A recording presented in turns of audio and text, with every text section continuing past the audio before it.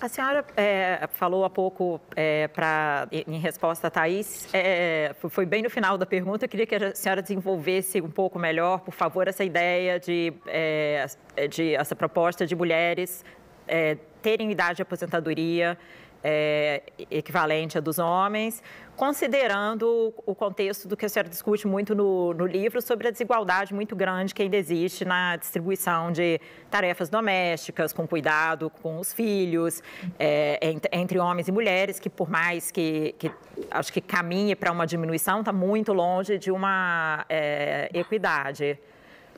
Como solucionar isso é um dos conflitos, né, que atrapalha o desenvolvimento dos países, porque a senhora fala também que uma das grandes, se não me engano, uma pesquisa para os Estados Unidos que mostra como que a inserção da mulher no mercado de trabalho gera ganhos de produtividade e aumento de riqueza, né? Então, é uma questão complexa e como solucioná-la, considerando que essas desigualdades vão durar ainda. Yeah, no, you're absolutely right. So there are, I think, two elements to the solution. One is to provide better childcare. You know, you can show that girls and boys do equally well in school. There are now more women going to university than men everywhere in the world, and they do equally well. And then when they leave university or secondary school, they earn initially more or less the same, but then as soon as the first child is born, their income's diversible. They sometimes will work part-time, or they will come out of the labor market for a while. And that means they get less experience, and that means they earn less over the course of their lives. And so unless we solve the problem of childcare, we will never be able to tap into the talent of all of these women. And the model for childcare can vary hugely across countries, but we need to solve that problem. I think that the models of parental leave that the Nordic countries use is very powerful, where they say that both men and women get time off when a child is born. I think it's in Finland, where they said the woman gets 4 months, the man gets 4 months, and they both can have 4 months to share between them.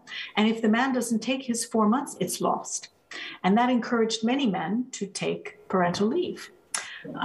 So I think looking at models of childcare like that are very interesting. Publicly provided childcare is another model used very widely in countries like France and the Netherlands, which works very well and enables women to stay in work.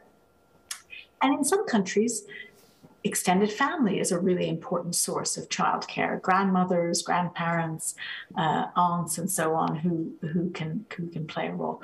But we need to solve the childcare problem to enable women to stay in work. The other side of the problem is the one you hinted at, which is all the unpaid work that women do. So globally, women do 2 hours more unpaid work every day. And that unpaid work means that there's less time for paid work. And again, this is something that is a part of the social contract, is how do we divide up work in our homes? And the more equitably we do that, the more we enable women to be productive. So I think if we can sort out childcare and deal with unpaid work in the household, those would be transformative in our economies, because women would. But the evidence shows is that when you increase women's labor force participation, everyone is more productive, not just the women, but the men are more productive, because then they're in jobs that suit them most. And employers are able to match people's skills to the jobs that suit them best, and the entire economy is more productive.